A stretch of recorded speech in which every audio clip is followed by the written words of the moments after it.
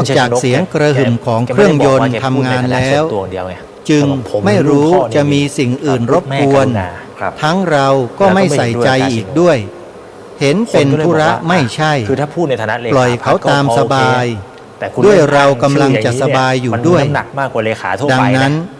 กว่าจะรู้สึกตัว อย่างนี้คือ ก็ต่อเมื่อ รับสาร เครื่องบินเตรียมจะลงสนามบินฮาวายเสียแล้ว ทีนี้ก็ไปกันต่ออีกว่า จากเสียงกระซิบปลุกกัน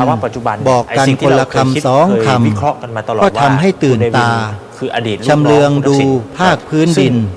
ก็เห็นแสงไฟฟ้าสว่างจ้า แต่แสด ที่ ง ส ว่ นามบินฮาวาย ในเวลาไทามมิ่งที่เร็ ท่าน วกว่าปกติ ผู้จะลง ครับ ก็เตรียม มันแสด ตั ง ว ว่า โดยเฉ เขา พาะ ไม่ได้มองว่าเขาเป็นลูก ผู้ น้อง ที่เรา เก่า รู้จัก ก็คือหม่อมเจ้า ยุทิศเสถียร ก็ยังมองว่าเป็นลูกน้อง ก เก่าง สุล แล้วคำว่า เย เก่า เนรานกับหม่อม มันมีคำว่า ก็ เก่า เตรียมเสด็จลง คือต้องมองว่าไม่ใช่ลูกน้อง อีก ตอนนี้ เพียง ไม่ ค ใช่ รู่เดียว แต่เป็นลูกน้อง แอ เก่า ร์สยาม ไม่ได้ ก็ร่อนลง จะ จ ยั อง ด ไงก็แล้ว ที่ แต่ สนามบินอย่างเรียบร้อย ใช่ แต่ปัจจุบั เคน รื่องบิน ไม่ใช่ ใช้เวลาบินมาประมาณ 4 ชั่วโมง ดูเหมือนประเดี๋ยวเดียว อย่างที่บอกครับจงๆ เพราะเราหลับ มัน อย่าง เห็นมาตลอด สนิท เลยที่ผมเท้า ด้วยบอบช้ ให้เห็น ำตอน ว่ กลางวันทั้งวันเต็ม ที่ผ่านมามันคืออะไร แถมกลางคืนอีกครึ่งคืน จะไม่ให้หลับได้อย่างไร มันอาจจะไม่ใช่แค่ เอาเป็นอันว่า แก้วที่ร้าว หลับ อย่งเดียว สบาย แต่ว่าเอา เครื่องบิน ทางการเมือง ก็บินเรียบร้อยและรวดเร็ว ในที่สุดอะ ถึงฮาวาย เหตุการณ์นี้ แห่ง ขึ้นมาแล้วมัน เกาะ เกิดลูก โฮโนลูลู คือต่างฝ่าย ส ต่าง ม เสีย ประสงค์ แล้ว ของ มันเสียอยู่ในจุด ผู้ ที่แบบ จะลง ที่แบบ ทุกคน เฮ้ยไม่ไหวแล้วทั้งคู่แล้วเนี่ย ก็ ก็แน่นอนก็จะมีข่าว มาถึงตรงนี้ ว่าเจอกันมัน ก็ เป็น ค ธรง รมชาติ ยุติไว้ก่อน เพ ท่าน ราะว่าใน ผู้ ที่ ฟัง สุด เนื่องด้วยเวลาของเราก็หมดลง ข้างมาก ตรงนี้พอดีเลย เพื่อที่ให้อยู่ได้ถ้า เดี๋ยวในวันพรุ่งนี้ ยังมี เรา ปัญหา มา อยู่ ติด ก็ ตามเนื้อ ยังมีปัญ หา หาเรื่องเสียงอยู่ ของ ตรงนี้ก็จะไม่เกิด อ่าเรื่องราวที่พระเดชพระคุณท่าน เดินทางมาถึงเกาะฮาวายกันต่อนะว่า หมดเวลาเกรงใจ อาจ กัน จะ แล้ว เกิดอะไร นี่ย เรื่องอะไรขึ้นอย่างไร เพราะว่า มีกิจกรรมอย่างไรต่อไปเนาะ อยู่ด้วยกันอะ วันนี้เวลาของรายการหมดท่านผู้ฟัง แต่ถ้าปลาที่แบบ ทิ้งท้ายรายการ มัน ไว้ เป็น นิดหนึ่ง น้ำเดียวกัน ว่า มัน งาน กลาย ป เป็น ฏิ ว่า บัติธรรม มี สัญ conflict จร ว่าอะไรที่มันไม่ตรงกัน ของวัดศรีอุดมวงศ์ ก็ค่อนข้างยาก ที่จะพา แล้วก็ คณะญาติธรรมไปร่วมกิจกรรมปฏิบัติธรรมสอดแจ้งกัน ต่างฝ่ายไม่ได้ ที่จังหวัด ต่ามอ ตราด เข้ามาทำก ใน เมือ ระหว่าง แล้ วันที่ ต้องการเป็นพรรค 2 ถึง ร่วมรัฐบาลอย่างเดียวนะ 4 พฤษภาคมศกนี้นะโยมนะ ไเกี่ยวกับเสียงมากเสียงน้อยนะแต่ว่า ใครที่จะร่วมเดินทาง ก็ จับ ในมุม จองสำรองที่นั่งได้ตั้งแต่บัดนี้เป็นต้นไปนะโย เพราะฉะนั้น ม น่ะในที่สุด ติดต่อไปที่วัดศรีอุดมวงศ์ได้เลย ขัดแงกัน หมายเลขโทรศัพท์ หรือว่าบางคนอาจจะมองถึง 0 ก็ทำงานไว้ด้วยกัน 8 เอ่อ เก้า ไปถึงเวลาพอเราพูดไปก็เหมือนแบบสอดคล้องประสานกลมกลืนกันเป็นทิศทางเดียวกันอะไรเงี้ย 4 แต่ว่า 9 ในส่วนของ proxy warfare เนี่ยอันนี้ แปด ก็ว่ากันไปครับ สำหรับท่านใดที่จะสนับสนุนส่งเสริม รายการคดีโลกคดีธรรมที่ออกอากาศอยู่นี้ โกรธกันจริง ท่านสามารถร่วมบุญได้ที่ แล้วก็มันก็เป็น ธนาคาร สิ่งที่ว่ามันร้าว ไทย กันจริง พาณิชย์ ทีนี้พอมันมีรอยร้าวกันแล้ว เลข โอค บัญ ปัจจุบัน ชี มันวกกลับมาเจอกันอีกครั้งเนี่ย 1 รอยร้าวตรงนั้นมันยังคง 1 4 2 1 มันเลยส่ง 4 ผลมาถึงปัจจุบัน ถ้าถามผมว่ามัน โอเค ที่ผ่านมาคือมันไม่ร้าว 9 มันคือแตก แตกเลย อ่ะนคือ หมายเลขโทรศัพท์ มันคือแตก เป็นเบอร์พร้อมเพย์ พราะถ้า ใน อยู่ คราวเดียวกัน มันก็เป็น หมายเลข จะไรละ ใช่ใช่ แล้วก็ยังไม่มีการจัดตั้งรัฐบาลในค่ายทหาร 4 จำได้ไหมยังไม่มีการจัดตั้งรัฐบาลใน หก ค่ายทหารไม่มีเลย หก แต่ว่าส่วนที่ สอง ร้าวเนี่ย 6 ก็แตกออกไป เก้า แล้วก็ไปรวมกับฝั่งนู้น 3 ก็เลยกลายเป็นการจัดตั้งรัฐบาลในค่ายทหารขึ้นมา วันนี้เวลาของรายการ ซึ่ หมดลงแล้วต้องขอสมมุติยุติไว้แต่เพียงเท่านี้ อมประกอบใหม่อีกครั้งหนึ่ง พบกับรายการได้ใหม่ในวันต่อไป มันจะ ขอความสุข หรือมัน ค จะ วามสวัสดีในธรรมแห่งองค์สมเด็จพระบรมศาสดาสัมมาสัมพุทธเจ้า ซึ่ง จงปรากฏเกิดมีขึ้นในจิตใจของท่านผู้ฟัง ทุกท่านทุกคนเทินขอเจริญพร แต่ที่พูดนี้ไม่ใช่ว่าจะไม่มีโอกาสนะ ถึงเวลาก็ไอตัวอะไรนะสิ่งที่เคยเกิดขึ้นที่ผมบอกมันแทงไปเนี่ยมันอาจจะเกิดขึ้นมาใหม่ก็ได้ แต่ถามว่าในที่สุดเป็นยังไงมันก็เป็นไปตามเงื่อนเวลาที่เกิดขึ้น เร่งศึกษาปัญหา แบบเดียวเลย ท่วง ที่ ที จะกลับมาได้ครั้งหนึ่ง ไทยจะพัฒ ย้อนไปเหมือนกับสมัย กว่านี้ ตอนก่อนปี48 ราย ที่แบบ การดี เริ่มพักกลับมา คดีโล พัก ก แล้วก็ คดี ซึ่งมันไม่เกิดขึ้น มันเป็นไปไม่ได้อยู่แล้ว มันเป็นไปไม่ได้กับรูปแบบของการเมืองปัจจุบัน บรรยาย มันก็จะเป็นสภาวะแบบนี้แหละทีนี้พอมันมีความขัดแย้งกันแบบนี้ มันร้าวกันแบบนี้แล้วก็มันมาเร็วกว่าที่ผมบอกมันเร็วกว่าไทม์ไลน์ที่ควรจะเป็น แค่2 ปีกว่าก็มาแล้วแบบนี้ และธรรมะคุ้มจิต หลัง ใจ จากนี้รัฐบาลจะเดินในเมื่อความขัดแย้งมันเอาจริงๆในตรงนี้มันก็ชัดเจนว่ามันหนักในกฎหมายที่สำคัญที่สุดที่เพื่อไทยเขาหวังว่านี่คือสิ่งที่เราจะทำให้มีโอกาส 1คือหารายได้เข้าประเทศ2คือเป็นผลงานชิ้นเอกของเขาแต่พอเล่นค้านการสภาแบบนี้เนี่ยมันเท่ากับว่ามันชัดเจนว่าประกาศโอนคนละฝั่งมันจะเดินยังไงเดินในภาวะแบบว่าก็เพื่อไทยยอมก็จะโดนขี่ตลอดไป ในท้ายที่สุดนี่มันคือสัญญาณว่ามันถึงเวลาแล้วจริงๆว่าจนกว่าจะถึงจุดแตกมีฝ่ายใดฝ่ายหนึ่งอยากจะเป็นฝ่ายค้านไม่มีกล้าพูดได้เลยว่าไม่มีแต่ก็คะแนนเสียงที่ได้เป็นรัฐบาลจำเป็นต้องใช้ของทั้งสองพรรคไหมจำเป็นเพราะถ้าก็ไปกันด้วยอย่างนี้อ๋อถามว่าไปยังไงใช่ไหมก็ไปกันด้วยอย่างนี้แหละโอเคที่จบไปแล้วนั้นเป็นรายการคดีโลกคดีธรรมดำเนินรายการโดยพระครูปลัดณรงค์ฤทธิ์อาจจะอีกฝั่งหนึ่ง okay. มองว่าตอนนี้ฉันใช้เสียงมาครบแล้วฉันไม่ได้ไม่ใช้อันนี้ที่ต่างแต่ถ้าเกิดถามว่าอย่างอื่นต่างไหมไม่ได้ต่างกันข่าวสารประชาสัมพันธ์กำหนดการประเพณีสงน้ำเจดีย์ ในช่วงที่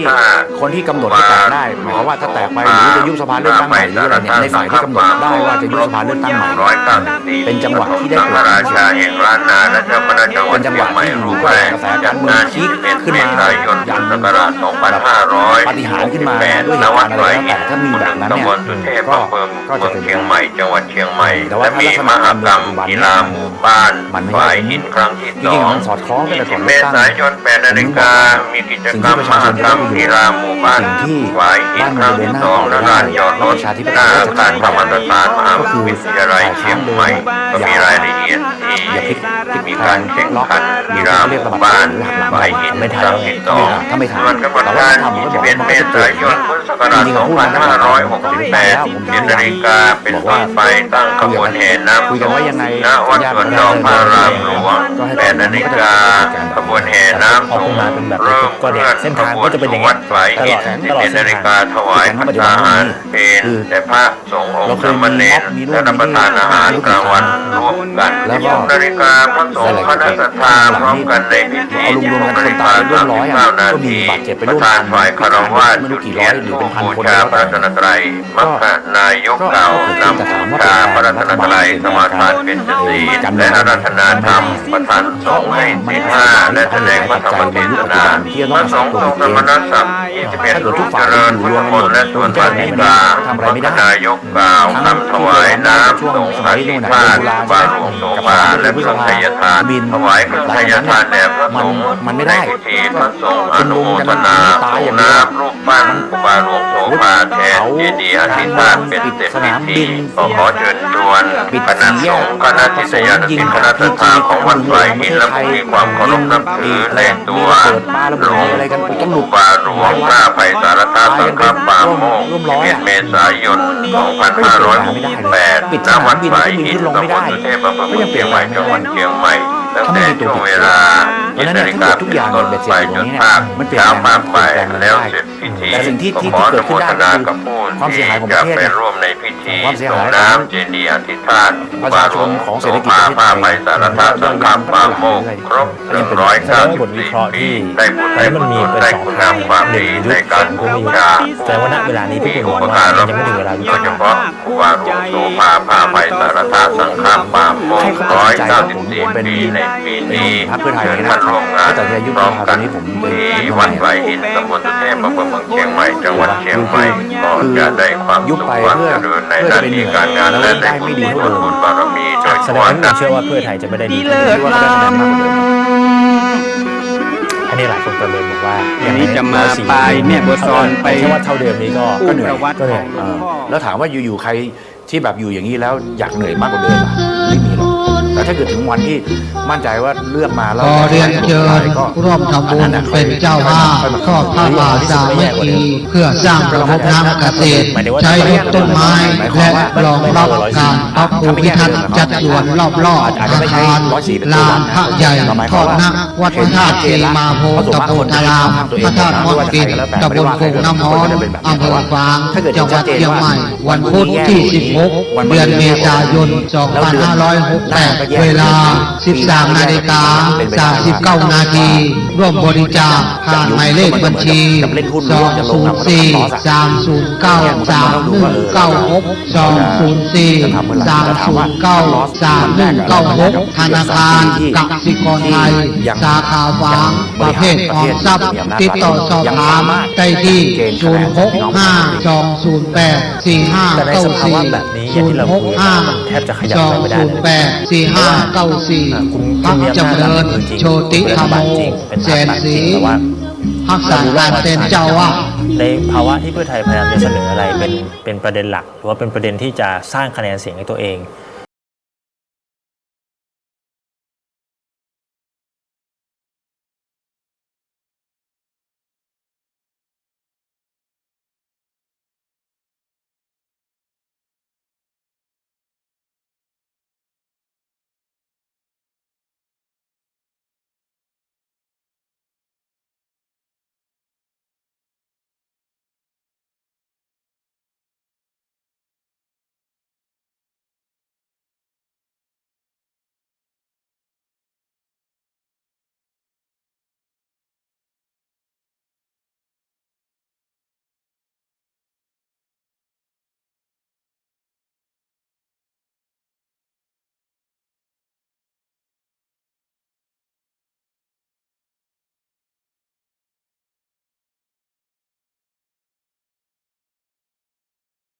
ก็คือแบบฝ่ายค้านฝ่ายรัฐบาลเดิมถูกไหมถ้ามันรวมอย่างนั้นอ่ะ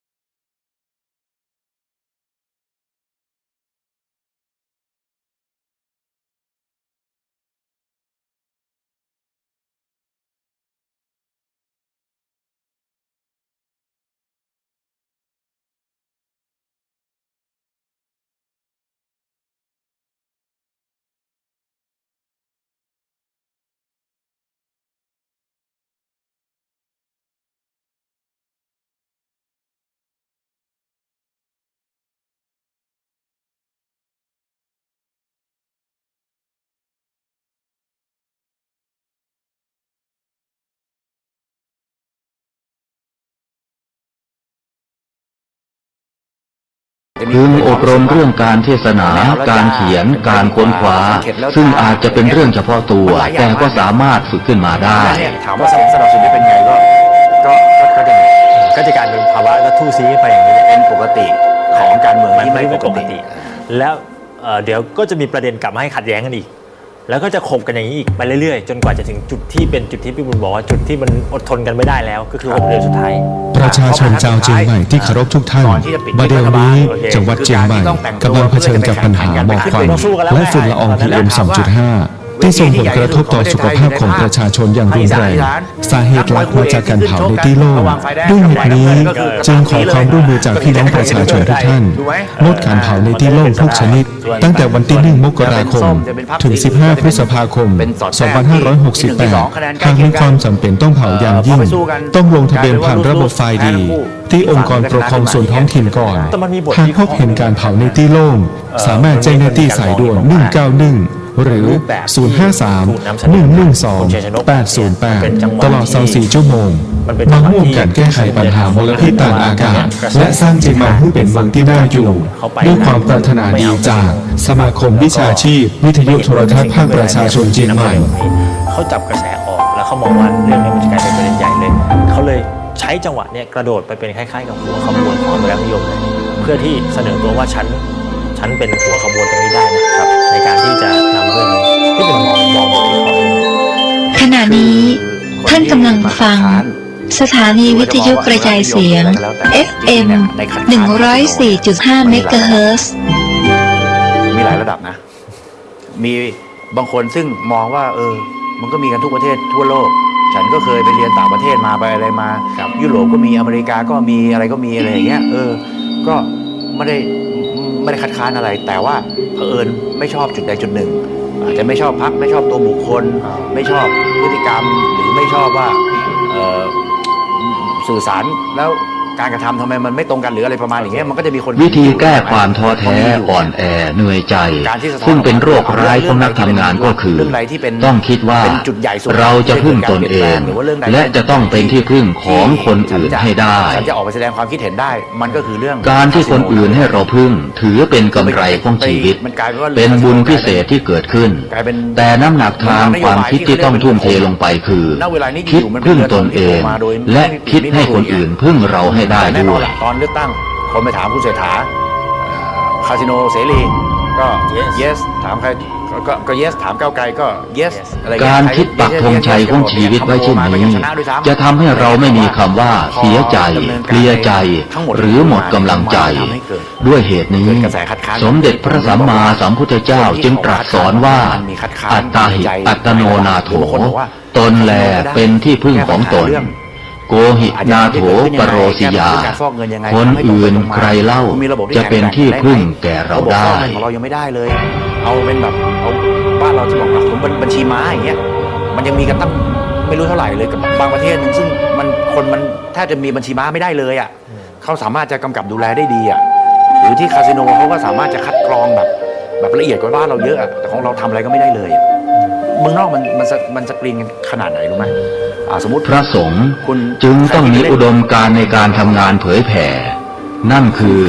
ยึดหลักโอวาทปาติโมกข์ที่สมเด็จพระสัมมาสัมพุทธเจ้าตรัสไว้ดีแล้วอย่างน้อยที่สุดก็คือไม่กล่าวร้ายกันไม่ใส่ร้ายกันไม่กล่าวหากันถูกไหมเปิดได้เพราะนั่นอ่ะมันเปิดไม่ได้สองคือคนที่ไปจากต่างประเทศอ่ะแล้วเปิดโรมมิ่งจากประเทศไทยไปอ่ะแล้วไปเปิดในบ้านเขาอ่ะบางทีเขาปล่อยให้เลยนะว่าคุณไม่เกี่ยวกับคนประเทศฉันก็เปิดได้เพราะนั้นมันกลายเป็นแบบการที่พระพุทธศาสนาแผ่ขยายมาถึงสุวรรณภูมิหรือก้าวไปในโลกกว้างได้เพราะพระเจ้าอโศกมหาราชทรงให้ความสำคัญต่องานเผยแผ่โดยการผลิตพระธรรมทูตที่มีคุณภาพมีอุดมการณ์มิใช่ผลิตนักปกครองพระโสนพระอุตระก็มาเผยแผ่ไม่ใช่มาปกครองแผ่นดินสุวรรณภูมิประเทศนี้เปิดได้เอาก๊อปปี้ของเข้ามาทั้งหมดมันก็ไม่ได้เหมือนที่คนเคยบอกว่ารัฐธรรมนูญไปก๊อปปี้ของประเทศใดประเทศหนึ่งมามันก็เกิดปัญหากับอีกประเทศหนึ่งอะไรเงี้ยมันต้องให้พอดีกับภาพรวมของประเทศนั้น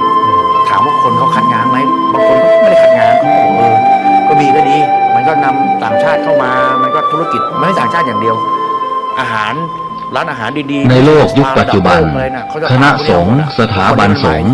ควรอย่างยิ่งที่จะได้พิจารณาปรับบทบาทงานการศึกษาและงานเผยแผ่ให้เป็นบทบาทที่สำคัญที่จะนำพาพระพุทธศาสนาแม้ยังก้าวหน้าไม่เต็มที่ก็ตาม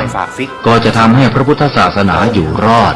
ท่ามกลางการเรียกร้องสิทธิเสรีภาพและการแข่งขันมีธุรกิจออกมาก็เอาไปลงทุนหายไปแล้วเหลือ49 ล้านเข้าคาสิโนไม่ได้ละเดี๋ยวฝากฟิกเข้าได้อะไรเงี้ยมันมีใครที่มันเงินเย็นอยู่น้อย50 ล้านอ่ะมันมีแต่ใครล่ะมันก็มีแต่หนึ่งคือมหาเศรษฐีมากๆซึ่งเขาจะเล่นการพนันเขาก็ไม่ได้ไปก่อความเดือดร้อนรำคาญให้กับใครอยู่แล้วอะไรเงี้ยโอเคนะแต่มันน้อยมากแล้วก็คนกลุ่มนึงก็คือคนที่ต้องการฟอกเงินมันถึงมีคนประเด็นเรื่องฟอกเงินเยอะ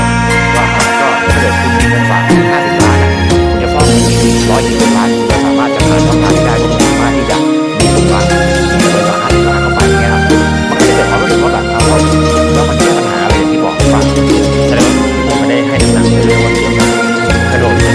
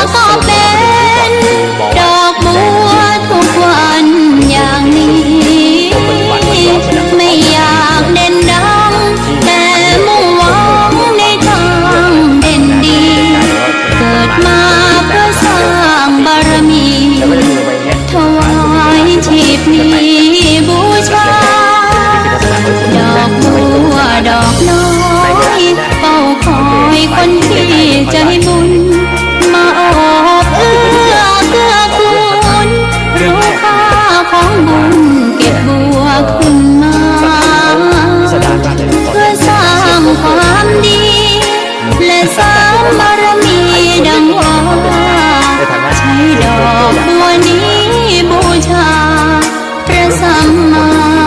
สัมพุทธ ถ้าเกิดจุดแข็งมันก็มีอยู่แต่ว่าเกมที่เคยเขียนไว้ในอดีตแล้วมาสู้กันเริ่มเสียเปรียบไปเรื่อยๆมันก็จะมีมุมแบบมุมออกนิ้วมุมล้มกระดานมุมอะไรเงี้ยหรือว่ามุมที่เรียกมาเจอครับ ใครไม่มองว่าบัวงามเด่นแต่บัวก็เป็นดอกบัวทุกวันอย่างนี้ไม่อยากเด่นดังแต่มุ่งหวังในทางเด่นดีเกิดมาเพื่อสร้างบารมีถวายชีพนี้บูชาดอกบัวดอกน้อยเฝ้าคอยคนที่ใจบุญมาโอบเอื้อเกื้อกูลรู้ค่า